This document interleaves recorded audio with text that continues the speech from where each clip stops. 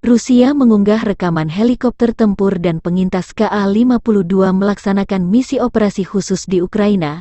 Rabu 11 Mei dikutip Tribun Timur, Boris, Komandan kru Ka-52 helikopter pengintai dan serang, mengatakan salah satu misinya melakukan serangan udara kepada kendaraan lapis baja dan depot amunisi Angkatan Bersenjata Ukraina.